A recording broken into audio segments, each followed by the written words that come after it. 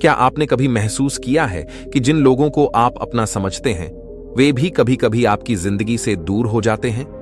क्या रिश्ते सचमुच स्थायी होते हैं? क्या कोई वास्तव में हमारा होता है या हम केवल एक दूसरे की जरूरतों का सहारा बनाते हैं? यह सवाल उस समय और भी ज्यादा जोर से गूंजने लगते हैं जब तक हमारी जिंदगी में खुशियां हों, तकलीफें दूर हों। लेकिन जैसे ही अंधेरा छा जाता है, जब हम अकेले पड़ जाते हैं, तब लगता है कि कोई भी हमारा नहीं। रामचंद्र नाम का एक युवक था जो अपने गांव में सभी के लिए परिवार जैसा था। उसके घर के दरवाजे पर हर वक्त दोस्त, रिश्तेदार और परिचित आते रहते थे। उसकी मदद करने वालों की कमी कभी नहीं थी। लेकिन समय ने उसकी जिंदगी को ऐसे मोड़ पर ला दिया जहां सब कुछ उल्टा पड़ गया। रामचंद्र की आर्थिक स्थिति अचानक खराब हो गई। उसका व्यापार घाटे में चला गया। जिसके साथ हंसते खेलते वो बैठा करता था, वही अब दूर रहने लगे। जिनके लिए उसने रात दिन एक कर दिए थे, वे उसे अब बेमतलब समझने लगे। एक दिन रामचंद्र बैठा सोच रहा था, क्या सच में कोई मेरा है या मैं केवल अपनी जरूरतों के हिसाब से लोगों का हूं? रामचंद्र की बातें सुनकर गांव के बुजुर्ग महात्मा जी ने उसे बुद्ध की एक कहानी सुनाई। महात्मा जी बोले, बेटा, बुद्ध ने भी इस जीवन की अस्थिरता को बहुत गहराई से समझा था। उन्होंने कहा था, सभी संबंध अनित्य हैं, सब कुछ बदलता रहता है। पर इसका मतलब यह नहीं कि हमें रिश्तों से दूर होना चाहिए, बल्कि हमें समझना चाहिए कि असली संबंध क्या है। रामचंद्र ने पूछा, महोदय, अगर कोई स्थायी नहीं है तो फिर जीवन में भरोसा किस पर करें? क्या कोई ऐसा है जो सदा हमारे साथ रहे? महात्मा जी ने मुस्कुराते हुए कहा, इसी सवाल का जवाब हम कहानी में खोजेंगे, लेकिन पहले सुनो कि कैसे बुद्ध ने अपने अनुयायियों को सिखाया कि सच्चा सुख और शांति बाहरी लोगों या चीजों में नहीं, बल्कि अपने भीतर की समझ और जागरूकता में है। रामचंद्र की आंखों में जिज्ञासा जाग उठी। वह जानना चाहता था कि कैसे वह अपने टूटे हुए रिश्तों के दर्द से ऊपर उठ सके, कैसे वह अपनी पीड़ा को समझे और स्वयं को मजबूत बनाए।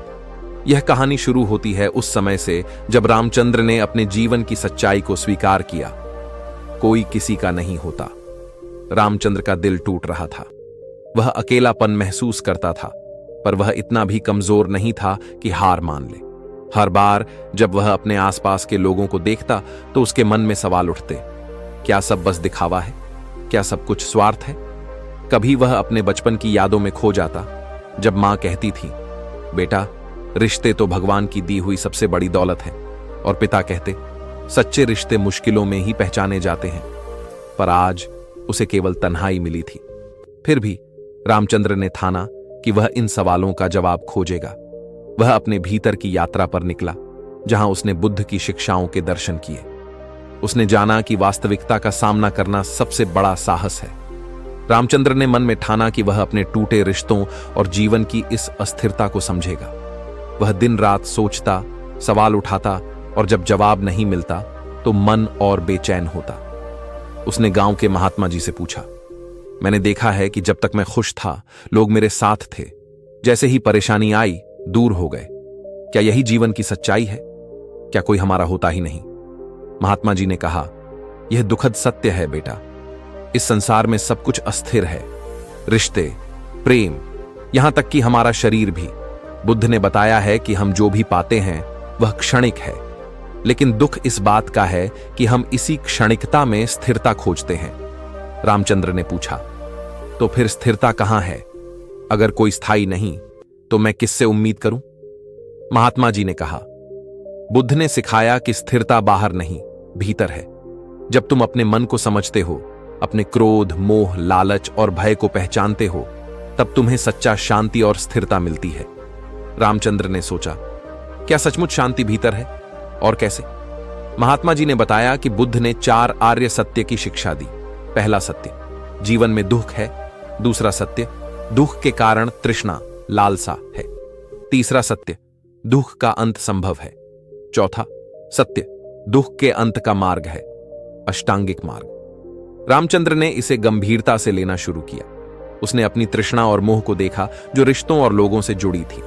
वह समझने लगा कि जब वह किसी से कुछ चाहता था तो वही रिश्ते मजबूत लगते थे, पर जब वह खाली हाथ होता तो सब दूर हो जाते। उसने ध्यान करना शुरू किया। अपने अंदर झांक कर देखा कि उसने कितनी बार दूसरों से अपने स्वार्थ के लिए उम्मीदें रखीं। वह अपने मन के लालच, क्रोध और डर को देख पा रहा था। धीरे धीरे रामचंद्र की समझ बढ़ी कि रिश्ते स्वाभाविक रूप से बदलते हैं, क्योंकि लोग भी बदलते हैं, लेकिन जो स्थिर है वह है आत्मा की गहराई और मन की शांति। एक दिन रामचंद्र ने महात्मा जी से कहा, मुझे अब समझ आ रहा है कि मैं जब तक बाहर स्थिरता ढूंढता रहा, असफल होता रहा। अब मैं अपने भीतर की स्थिरता की खोज करूंगा। महात्मा जी ने मुस्कुराते हुए कहा, यही बुद्ध की सबसे बड़ी सीख है। बाहर नहीं, भीतर देखो। अपने मन के स्वार्थ, मोह और तृष्णा से ऊपर उठो, तभी जीवन का असली सुख और शांति तुम्हें मिलेगी। रामचंद्र की यह यात्रा अभी शुरू हुई थी। आगे का मार्ग कठिन था, पर अब उसके भीतर एक नई रोशनी थी, एक उम्मीद कि असली रिश्ते वह हैं जो हमारे मन को स्थिर और शांत रखते हैं, न कि केवल बाहरी दिखावे के।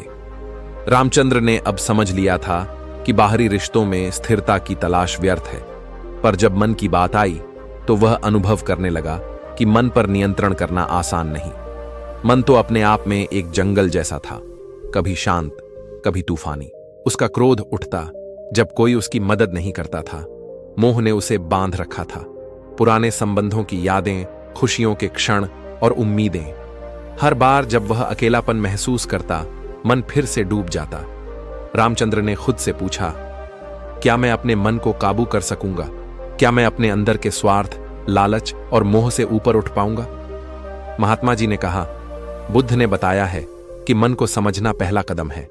मन पर विजय तभी संभव है जब हम उसकी प्रकृति को जान लें।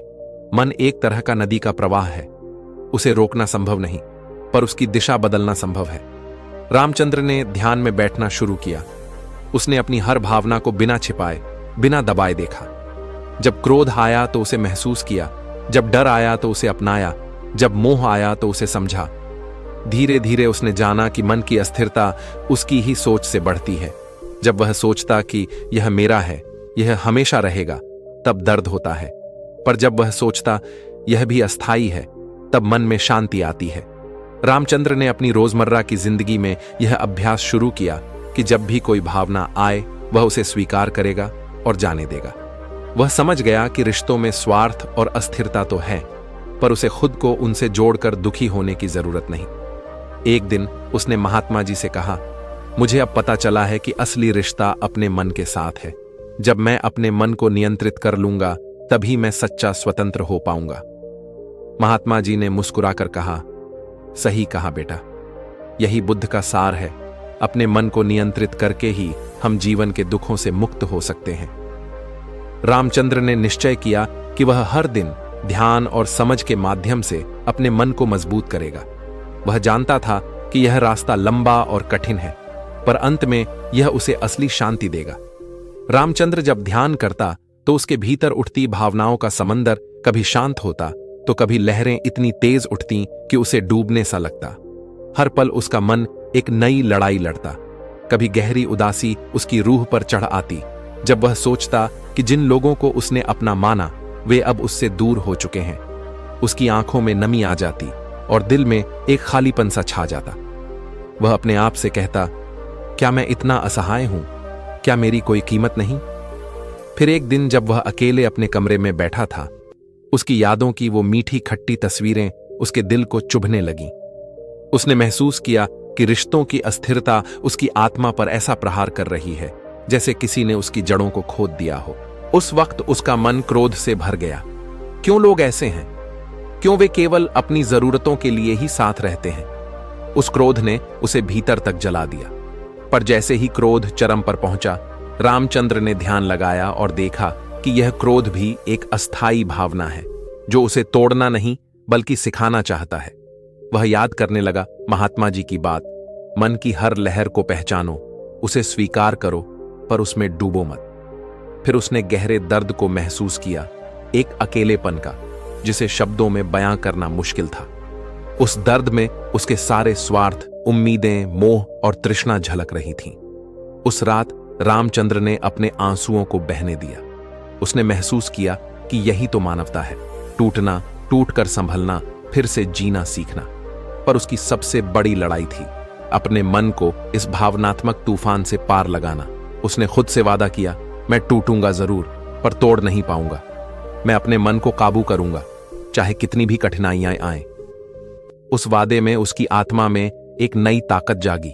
वह अब न केवल अपने टूटे रिश्तों से लड़ रहा था, बल्कि अपने भीतर के तूफान से भी। उसके दिन और रात दोनों में यह संघर्ष चलता रहा। कभी हंसी की किरणें खिलती तो कभी अश्रुओं की बूंदें गिरती, पर हर बार वह खुद को याद दिलाता, यह भी गुजर जाएगा, मैं स्थिर रहूंगा। रामचंद्र की रातें अब भी दर्द से भरी होती थीं। अकेलेपन की चुभन, टूटे रिश्तों की यादें और मन के भीतर उठते तूफान उसे कभी चैन नहीं देते थे। पर अब वह बदल चुका था। उस दर्द ने उसे कमजोर नहीं किया, बल्कि अंदर से मजबूत बनाया। एक दिन वह अपने छोटे से कमरे में बैठा था, जब अचानक उसके मन में एक सवाल उठा, क्या यह जीवन केवल दुख और धोखे का खेल है? क्या कोई सच्चाई भी है इस टूटे फूटे संसार में? वह गहरे ध्यान में गया और उसने अपनी सारी भावनाओं को बिना छुपाए, जैसे वे हैं वैसे स्वीकार किया। गुस्सा, दुख, मोह, तृष्णा, सब कुछ। फिर उसने महसूस किया कि ये सभी भावनाएं केवल क्षणिक हैं, जैसे बादल आकर सूरज को छुपा लेते हैं, पर सूरज फिर भी चमकता रहता है। रामचंद्र ने अपनी सांसों पर ध्यान केंद्रित किया और धीरे धीरे मन में एक शांति सी आई। उसे समझ आया कि बाहर की दुनिया भले ही बदलती रहे, पर अपने मन में स्थिरता लाना उसके हाथ में है। महात्मा जी की वो बातें याद आईं, मन की अशांति का इलाज उसकी पहचान है। जब तुम अपने मन को जानोगे, तब उसका स्वामी बनोगे। रामचंद्र ने आत्मनिरीक्षण करना जारी रखा। उसने देखा कि जब वह दूसरों से स्थिरता और प्रेम की उम्मीद करता था, तो वह खुद को दुख देता था। अब उसने अपने मन से कहा, मैं तुम्हारे साथ हूं, चाहे कुछ भी हो। धीरे धीरे रामचंद्र ने अपने मन की उन लहरों को दोस्त बना लिया जो कभी उसे डुबोने की कोशिश करती थी। उसने सीखा कि मन को दबाने या छुपाने से कुछ नहीं मिलता, उसे समझना और स्वीकारना पड़ता है।